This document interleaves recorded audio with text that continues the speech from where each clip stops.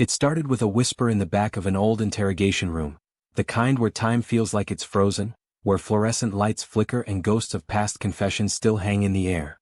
"I need to tell you something," retired Detective Frank Halvorson said, staring into the void like he was peeling back the years. His voice trembled, not from age but from the weight of what he was about to unearth. "Welcome to Crime Cortex AI, where the darkest secrets come to light. If you're drawn to chilling true stories, hit that subscribe button, turn on notifications, and let's dive into a case that will leave you questioning everything you thought you knew about justice." He wore a badge, swore to protect and serve, but behind closed doors he was hiding something far more sinister. What happens when the person meant to catch killers turns out to be one himself? "I worked side by side with a man for 15 years. He was my partner, my brother in arms. I trusted him with my life. And all that time he was hiding something. Something sick. Something monstrous." Cue the flash of sirens. Headlines splattered across local news. Decorated Officer Daniel Reed arrested in connection with serial murders spanning over a decade. To outsiders, Sergeant Reed was a hero. To his neighbors, a doting father and loyal husband.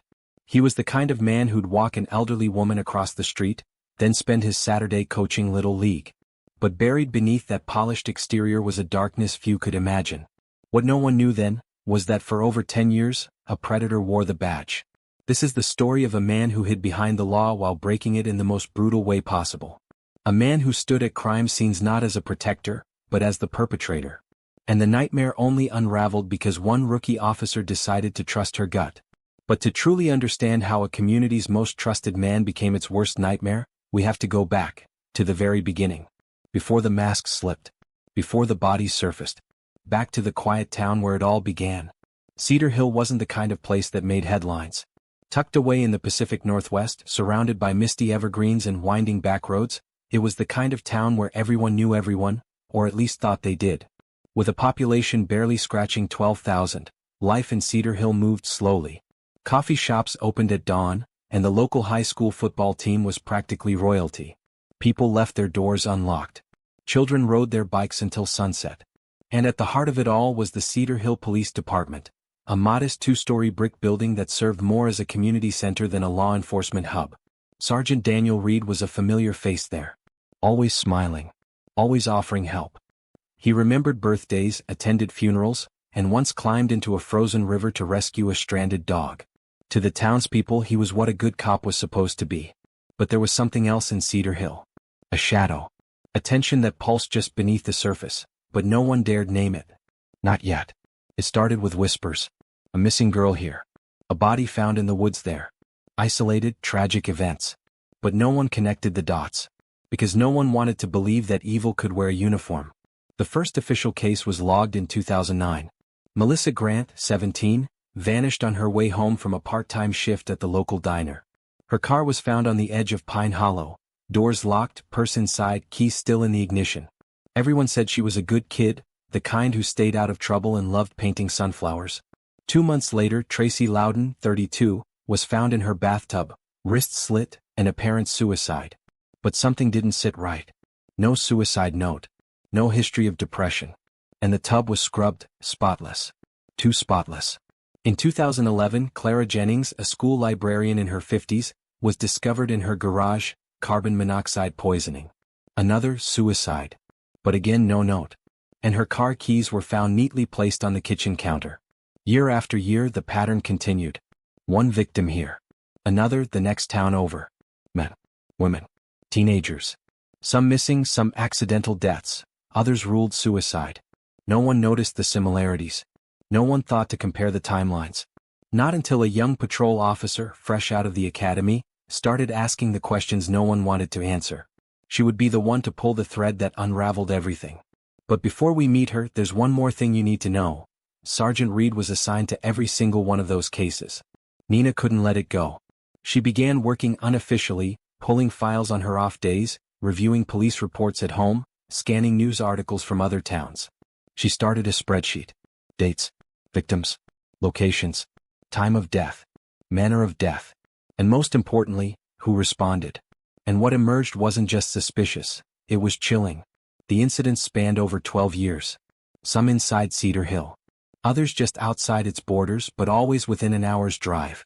The victims had no obvious connection to each other, different races, ages, backgrounds. But in nearly 75% of the cases, Daniel Reed was involved in some capacity. She expanded her research. She started requesting death certificates, autopsy reports, even FOIA documents from nearby precincts. And then she found it. A photo. From a traffic cam, dated 2014, just 1 hour before James Crawford, a local mechanic, was found dead in his trailer, staged to look like a heroin overdose.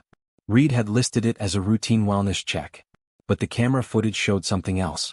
Reed's patrol car parked on Crawford Street 2 hours earlier than his report stated. He had been there, long before anyone had called it in. That was Nina's turning point. She printed the image. She typed up a summary. She went back to Captain Tompkins. This time he didn't wave her off. He looked at the photo. Then at Nina. And he said, "Don't tell anyone else you have this. Not yet." The next 24 hours would change everything. Because what Nina didn't know, not yet, was that someone else was already watching her. And Daniel Reed? He was 3 steps ahead. Captain Tompkins, once Reed's mentor, now stood in silent conflict. He didn't want to believe it. Not about Reed, not after all the years, the coffee shared in squad cars, the late-night calls. But that photo, combined with Nina's findings, rattled something in him. They decided to dig deeper. Tompkins called in a quiet favor from an old FBI contact, someone who specialized in internal corruption and serial homicide patterns. They didn't make a formal inquiry. Not yet. But what came back was damning. Years ago, before joining Cedar Hill PD, Daniel Reed worked as a sheriff's deputy in Elk Pine County, a rural area with spotty records and even spottier oversight. During his 4-year stint there, 5 women disappeared, all around the same time of year, early fall. Their cases were marked as unsolved, no leads. But the FBI profiler noted something eerie. All 5 women resembled the same general profile: petite, brown hair, lived alone. The profiler also flagged several complaints made by locals, reports of Reed showing up uninvited to wellness checks, lingering outside homes in the early hours, and once, being seen exiting a wooded area drenched in mud. But the records were sealed. Internal politics. Small-town silence. When Reed left Elk Pine, the disappearances stopped. And then, a year later, they started again in Cedar Hill. The pattern was undeniable. Still, Tompkins hesitated. Accusing a decorated officer, a man who'd been with the department nearly 2 decades, required more than coincidence. But Nina? She wasn't hesitating anymore. She felt the fire building. She knew what she was staring at now. They weren't looking at cold cases. They were looking at victims. And Daniel Reed wasn't a cop. He was a hunter. They needed something concrete. Something irrefutable. Something that would bypass local politics, police loyalties, and the town's blind faith in Reed. So Nina proposed a bold move. She volunteered to wear a wire. It would start with a casual conversation. A fabricated excuse to pull Reed aside, perhaps say she had questions about an old case she'd found while filing records. Tompkins was reluctant, but the FBI agent, now discreetly involved, approved the plan under one condition: they'd monitor in real time and have a tactical team nearby. It was risky. But Nina was determined. The day came. She approached Reed in the hallway holding a file under her arm. She gave a nervous smile. "Hey, Sergeant Reed? Mind if I pick your brain on an old file I found?" He smiled warmly, too warmly. "Of course. Let's step into my office." The moment the door shut, Nina felt the shift. His smile faded. His eyes sharpened. "You've been digging," he said, not asking, stating. Nina kept her cool. "I just had some questions about a few inconsistencies in the Tracy Loudon report." Reed leaned back in his chair, eyes scanning her face like a lie detector. And then he said something that chilled the room. "You know, Officer Alvarez, curiosity can be dangerous. Especially in a town like this." Outside, the FBI team stiffened. Tompkins clenched his jaw. Nina pressed forward. "Just trying to learn the ropes." Reed smiled again, that same slow, calculating smile. "Well," he said, "some ropes are meant for hanging." The moment those words left his mouth, the signal was given. The door burst open. The FBI team rushed in. Reed didn't resist. He didn't even blink. He simply looked at Nina and said softly, "You really think this ends here?" The courtroom was packed. Locals, reporters, officers, even families of victims from Elk Pine made the journey. They came carrying grief, disbelief, and a desperate need for answers. Daniel Reed sat stone-faced in his orange jumpsuit, no longer a respected officer, no longer the smiling face on neighborhood patrol. He was now the accused, charged with 7 counts of first-degree murder, abduction, evidence tampering and abuse of power. The prosecution painted a chilling portrait. A man who used his badge as a cloak, his authority as a weapon, and his position to manipulate victims into trusting him, before silencing them forever. They introduced forensic evidence pulled from his lake house. Trace blood matching 2 of the Cedar Hill victims. Jewelry buried beneath the floorboards, some matched missing persons from Elk Pine.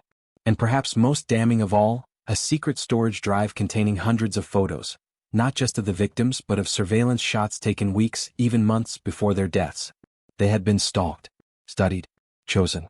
One by one, family members took the stand, their voices trembling as they spoke of their daughters, sisters, wives, people who vanished without explanation. Now they had won. The defense tried to argue mental instability, that Reed suffered from trauma, that he had no recollection of the killings. But no one bought it. Especially not when the FBI revealed audio from Nina's wire, the moment Reed implied that her curiosity would get her killed. The courtroom went still during playback.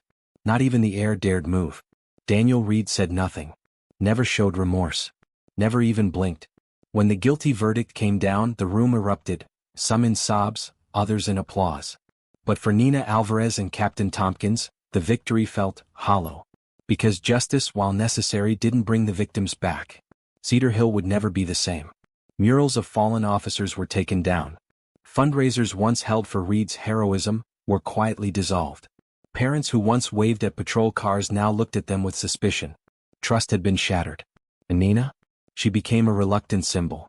Not of heroism, but of truth. She transferred out of Cedar Hill a few months after the trial. The department offered her a promotion. She turned it down. She needed air, space, time to heal. Before she left, Tompkins met her at the diner they used to frequent. "You saved lives, Nina," he said quietly, stirring his coffee. "You saw what the rest of us didn't want to see." She didn't smile. "I saw a man smile at grieving mothers for years, knowing what he'd done," she replied. "That's not something I'll ever unsee." Back in Elk Pine, a new investigation was launched. 4 more cold cases were reopened based on Reed's travel history. He had been at this much longer than anyone realized. And though he would rot in prison for the rest of his life, his shadow lingered. Every small-town badge now carried more weight, more scrutiny, more fear. Because if Daniel Reed, a police officer, a neighbor, a family friend, could be a serial killer, who else could be hiding behind the badge? The courtroom was packed wall to wall. Every seat taken. Local news vans formed a ring outside the county courthouse like vultures sensing fresh kill. This was no ordinary trial, it was the unmasking of a hometown hero turned monster. Marcus Doyle, once Officer Doyle, sat in the defendant's chair with the same blank expression he wore when he was first arrested. The community that had once trusted him with their safety now watched in stunned silence, their faith shattered. The prosecution opened strong, timeline evidence, forensics, and the now infamous journal from his storage unit. They played chilling excerpts of his entries aloud. She begged. That made it harder. But I stayed the course. Gasps echoed through the room. A woman in the second row wept openly. Her daughter had disappeared 3 years ago. They never found the body, but the journal mentioned a young woman with the same description, same night, same location, same fate. But what crushed the public most was the betrayal. Witness after witness, neighbors, old classmates, even fellow officers, took the stand, each recounting moments when Marcus had shown extraordinary kindness. He helped coach a local youth football team, organized food drives, attended church picnics with his wife and kids. "He was the guy you'd call at 2 a.m. if your car broke down," said his former partner. "And now I think about how many times I rode with him in the cruiser while he smiled like nothing was wrong." But the most damning moment came when a survivor took the stand. Her name was Clarissa Holt.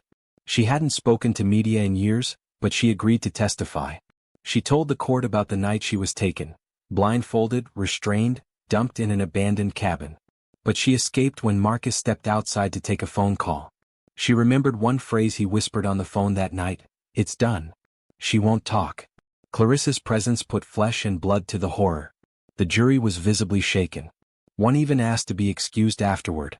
It took the jury 3 days to deliberate. They found Marcus Doyle guilty on all counts: multiple first-degree murders, kidnapping, tampering with evidence, abuse of authority. He was sentenced to life in prison without the possibility of parole. But the story didn't end there. 2 months into his incarceration at Blackstone Penitentiary, strange letters began to surface. The first one arrived at the home of Emily Vargas, the mother of one of Marcus's earliest victims. It came in a plain white envelope with no return address. Inside was a single sheet of lined paper with a typed message. "I never meant for her to suffer. She was just in the way." Emily collapsed on her kitchen floor upon reading it. More letters followed. The lead detective on the case, Anthony Rivas, received one that simply read, "You think you caught me? You didn't? Look west." At first, the letters were dismissed as the sadistic ramblings of a disturbed mind. But when the cold case unit pulled up a 15-year-old unsolved case in Utah, a young woman with eerily similar injuries, murdered while camping, a sense of dread returned. Was Marcus confessing? Bragging? Taunting? Then came the letter that chilled everyone to the bone. Sent to a local newspaper editor, it read, "This isn't over. I was never alone." That final letter sparked a nationwide investigation into possible accomplices. Prison guards began reporting strange behavior from Marcus, cryptic drawings, obsessive note-taking, and a growing list of inmate visits that didn't align with any known family members. One guard, who quit shortly after, said, "It's like he still thinks he's in control. Like the world outside is still part of his game." To this day, Marcus Doyle remains behind bars. But the questions he raised linger. How many more victims? Was there someone helping him? And is it truly over? For the town he once protected, the damage is irreversible. Children grew up learning that monsters don't always come with fangs or blood-stained claws. Sometimes they wear a badge and carry a smile. In the end, Marcus Doyle wasn't the boogeyman in the shadows. He was the man waving at you from across the street, holding the door open at the grocery store, patrolling your neighborhood with a badge of trust. His crimes weren't just about death, they were about betrayal. A betrayal of a community, of justice, of humanity itself. And even now, behind concrete walls and steel bars, his shadow stretches far beyond the prison gates. Letters, whispers, confessions that never quite close the case. Because the truth is, some monsters don't disappear when they're caught. Some haunt you long after the lights go out. Thank you for joining us on this chilling descent into the double life of a killer in uniform. If stories like this keep you up at night, and keep you coming back for more, don't forget to hit that like button, subscribe to Crime Cortex AI, and turn on notifications so you never miss another descent into the darkness. Until next time, stay safe, stay sharp, and remember, not every hero wears a cape. And not every monster hides in the dark.